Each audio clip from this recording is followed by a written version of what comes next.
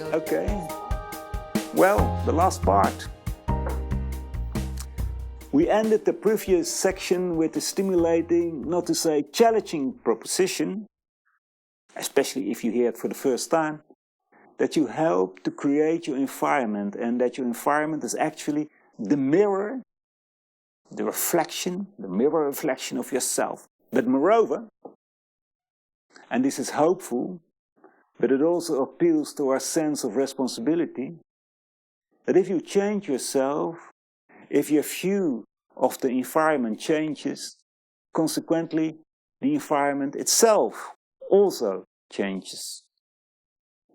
Apply this teaching of karma, and you will no longer be annoyed with the situation you are in, annoyed with your colleague who doesn't understand anything, with your neighbor making noise. And there is no more complaining about the miserable, dreary state of our world. Sure, the world is not a paragon of harmony, honesty and justice. But how come the world is the way it is? Aren't we to blame for that? Didn't we saw the causes that led to a world situation we live in today? We have shaped that world that way. It's our responsibility to recreate the world as we know deep down inside how it should be. So it's about self-responsibility. Responsibility for what you are, and as a result, for the world where you live in. Peace within yourself does not exist without a sense of responsibility. Now, Theosophical gives you some support in that. It delivers you some ideas that are very inspiring. And if you succeed in making those ideas a permanent foundation for your own life, you will always be at peace with yourself, wherever you are, and no matter how difficult the outer circumstances are. When you contemplate these in themselves simple ideas and learn the beauty and truth of them, then your sense of responsibility increases in equal measure, and with it, your inner peace.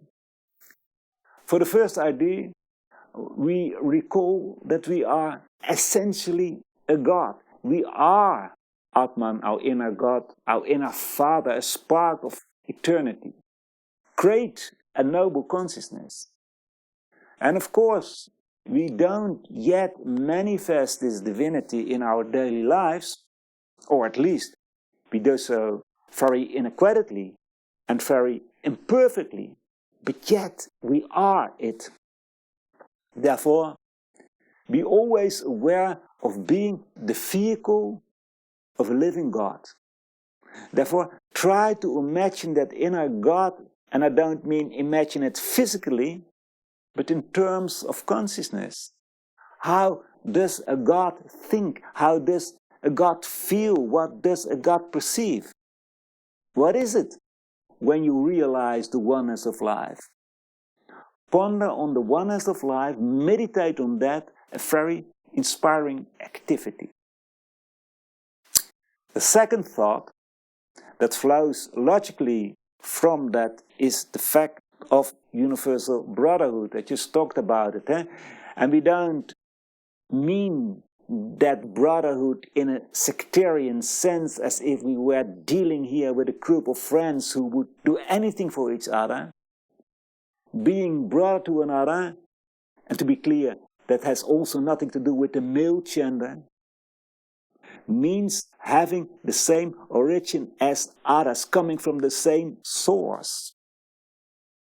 Theosophical claims that universal brotherhood is a fact, that indeed we all have the same origin, that the same life flows through us.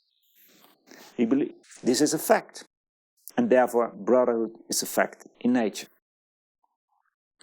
Sometimes you hear people object when we assert this, and we understand that all too well. For example, if you look at what one human being can do to another in war situations, but even in the state we call peace, people can be so cruel to each other. that you might be delusional, or even worse, cynical. You might think that man is only prone to evil. But we are talking here about spiritual brotherhood, or about the fact that in our higher nature we are inseparable connected. And pay close attention to that word inseparable. That our lower nature does not always notice that interconnectedness, forgets to notice it, focused as it is on the outer world, that, unfortunately, is also a fact. But that doesn't mean that we truthfully belong together in our higher nature, like the leaves of a tree belong together. And that is why that first point is so important. If we have any sense of our inherent divinity, then we will try to approach human beings much more from our divinity, so that we also touch the other person's divinity. After all, every human being is the bearer of a divine being. In that respect, we are no different from each other. The only difference between humans is the way in which they express the forces and abilities that flow outward from their monad, from their inner God, whether they have developed much or little. All humans are rooted in the oneness of life. We are parts of each other. We live with, through, and because of each other. There is no separateness. Therefore, can you ever feel enmity toward others? Can you ever harbor hatred toward fellow human beings? Brotherhood is a fact of nature, even if we do not always perceive it.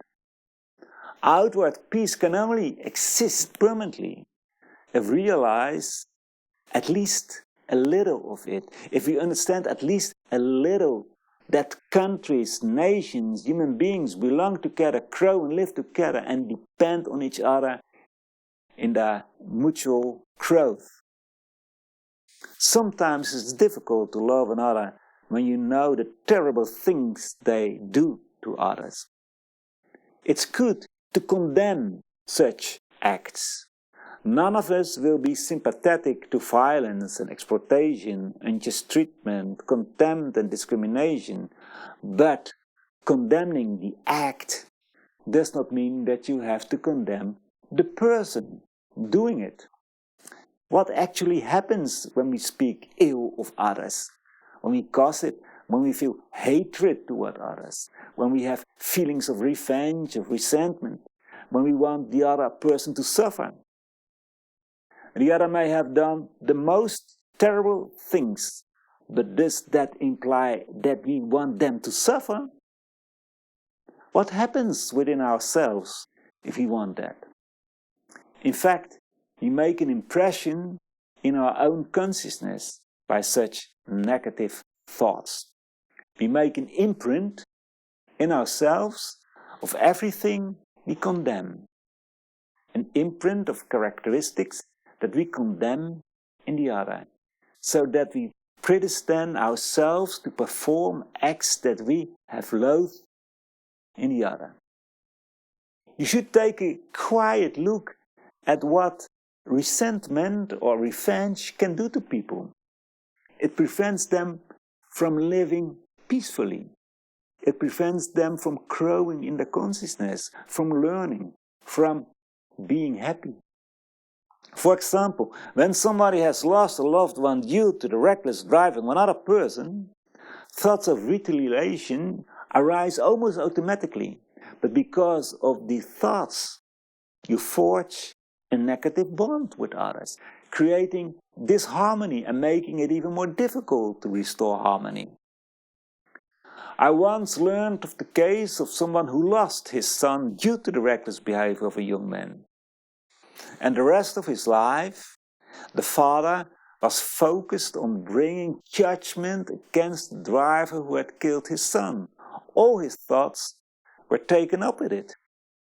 His free time was entirely spent thinking about he could get the other person in jail, or how to take away the driver's license for many, many years, etc.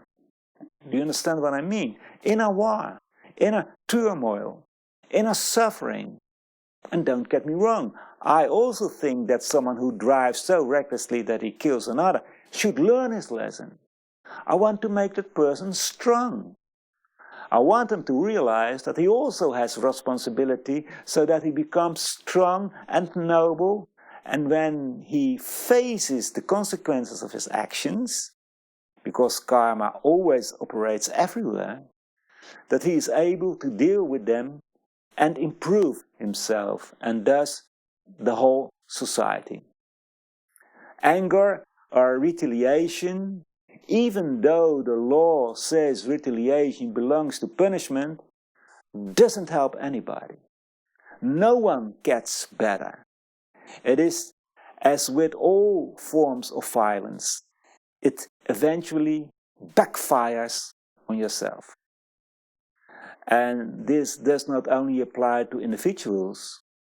Countries that are vindictive towards other countries, that want to hurt another country because the enemy has hurt them, it's a source for another war. You should look at how much misery has come from reparations that the losing country in a war had to pay to the winning country. It happened after World War I, and it was the prelude to World War II. And therefore, never let resentment or hatred be a motive for your actions. That can only lead to misery. Study history. See what happens after revolutions, after violent or even democratic revolutions. If that revolution has been fueled by hatred of the other, by disgust at the mismanagement of those in power, then the new rulers will all too soon fall into the same mistakes. Is it not true that every revolution eats its own children? And therefore, always assume brotherhood in which you exclude no one, not one single person. Now, often the world's suffering will bring a sense of helplessness. We see clearly what is wrong in the world. We also see how to solve the misery, but we feel powerless to do anything. We think that the other forces are much stronger. Now, it may sound strange, yet that feeling of helplessness, in a certain sense, gives you a kind of hope. Our concern for what goes on in our world shows that we care about the fate of the world, the fate of our fellow human beings, that we are not jaded. However, it should not lead to passivity, to the assertion, supported by nothing, that things will always remain as they are now. This feeling of powerlessness, of helplessness, as I see it, is a kind of final conclusion of the personal element in us, because although we have recognized that the world is not as it should be, we have recognized that war, injustice, and brotherly behavior is unnatural, we do not yet have the certainty that eventually nature will restore itself and every human being will come to live according to his own higher nature. In other words, we still lack self-confidence. Now, self-confidence can be understood in two ways. Confidence in the personal self and confidence in the self, in Atman. People who have faith in the personal self are usually not the people who care about world peace. Those who have confidence that they will succeed in the pursuit of their personal goals, usually disregarding others.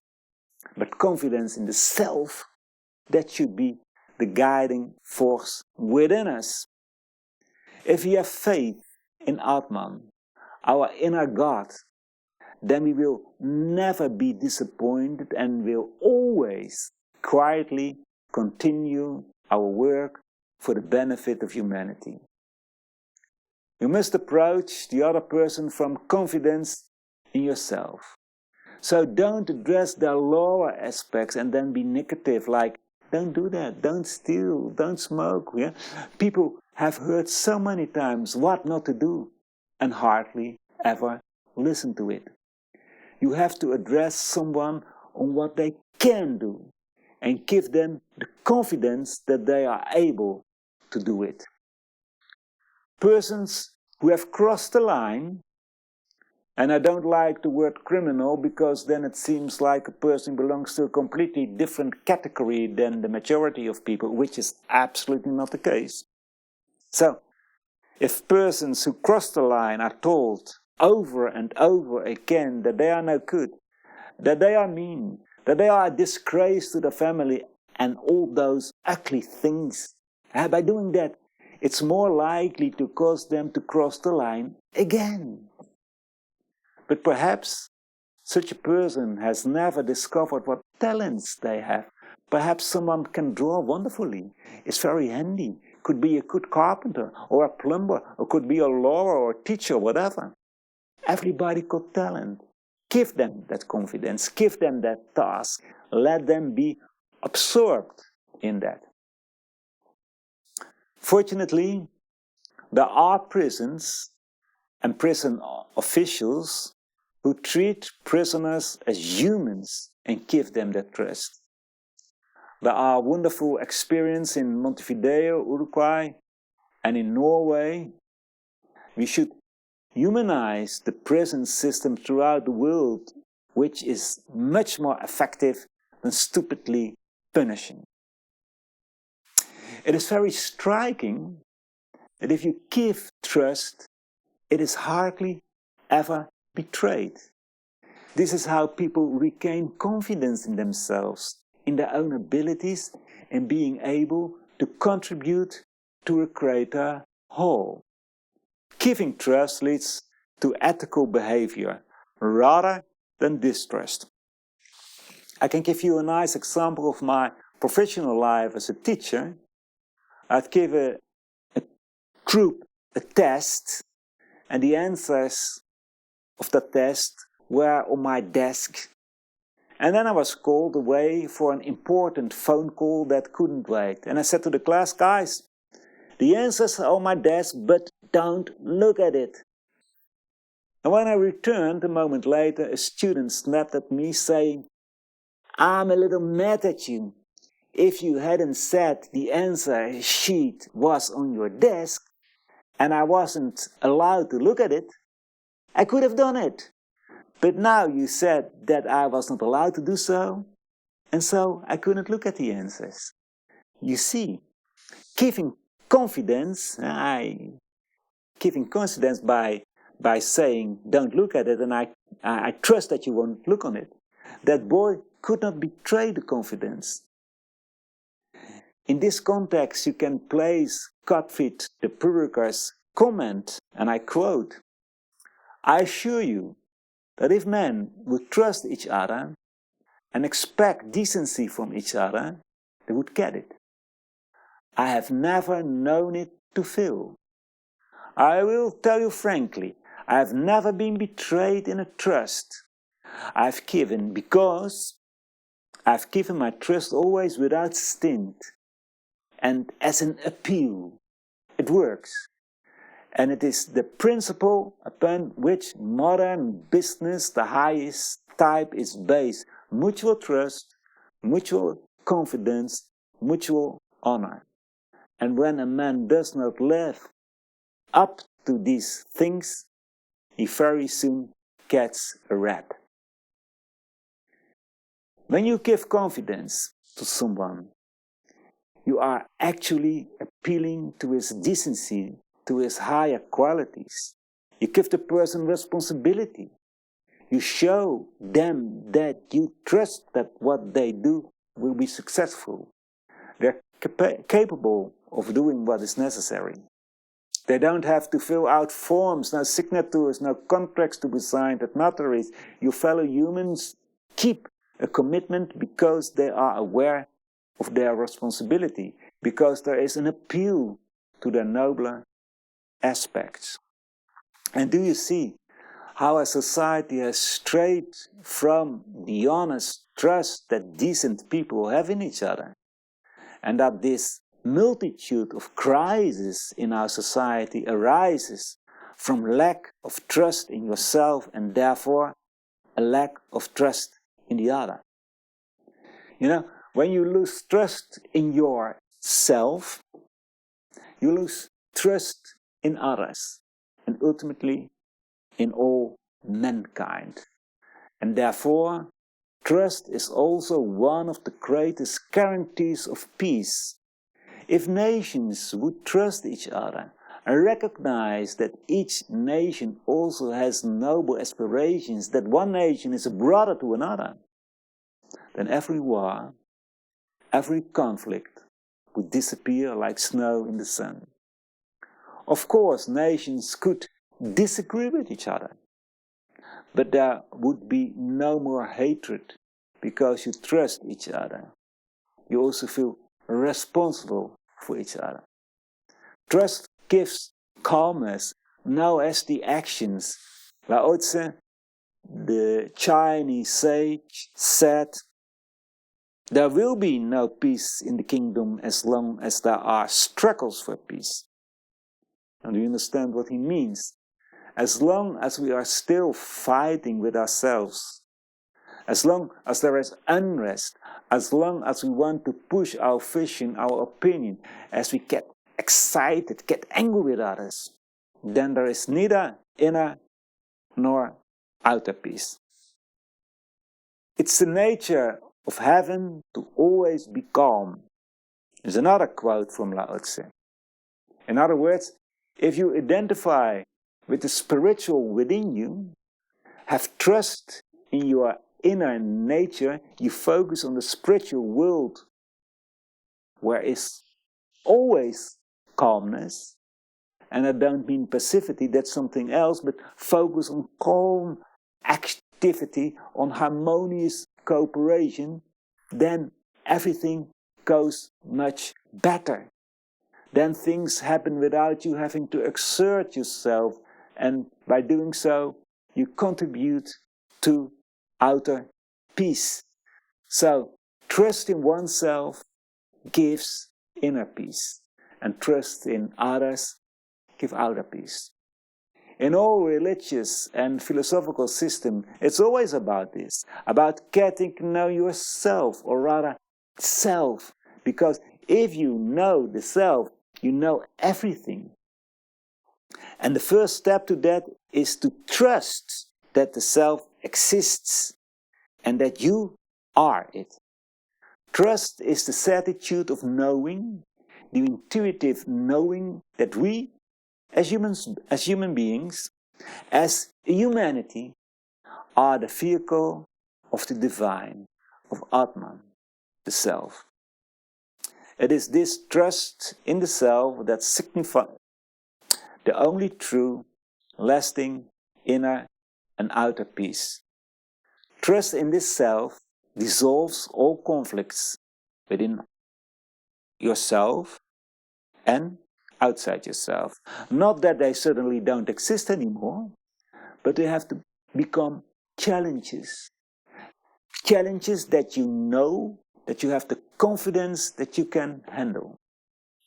I think the world desperately needs this higher trust, this certitude of knowing, more than anything else. Well, there's again a break of 3 minutes, and after that I will try to answer your questions. Yes, we are back, I think. You're right. Yeah. Well, not really questions, but there's... oh yeah, there is a question down here.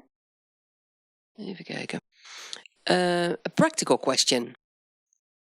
Oh, when does the course Thinking Differently start in November? I couldn't find the date on the website.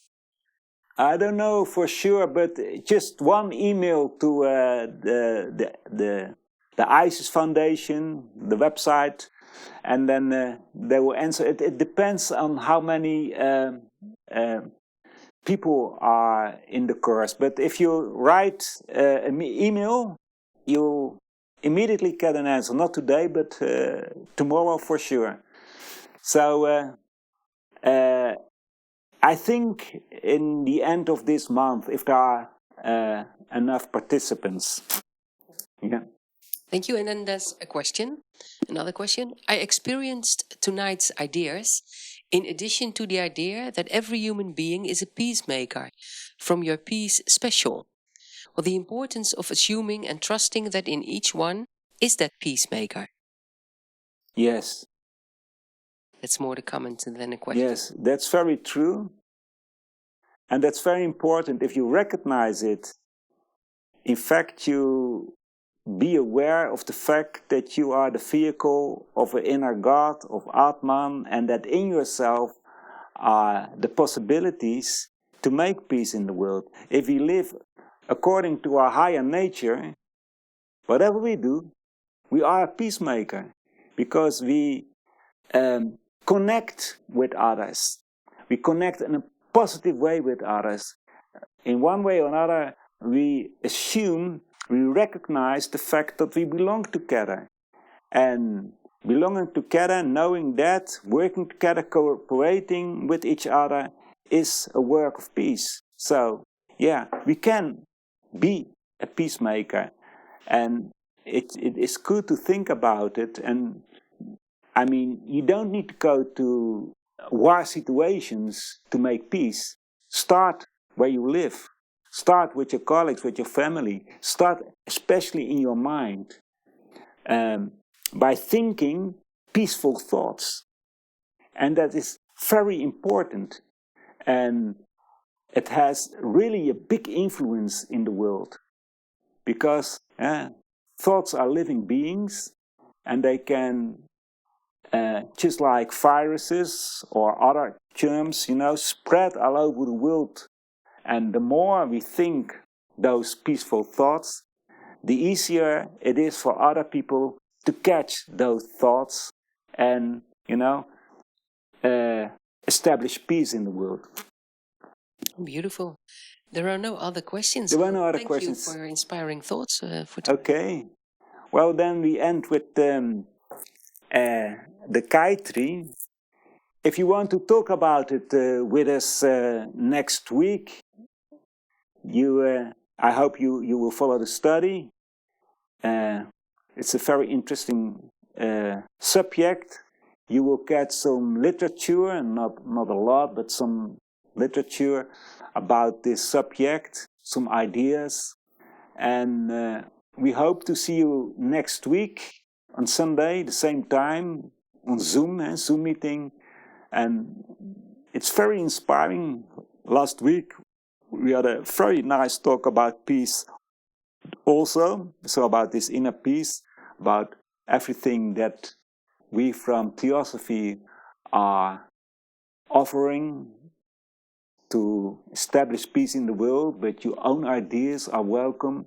So if we speak about it, if we talk about it, if we change ideas about it, it's a real important force in the world. So if you want to do it for yourself, because you know everything already, do it for the peace in the world. And I hope to see you next Sunday. So we end with the kite tree.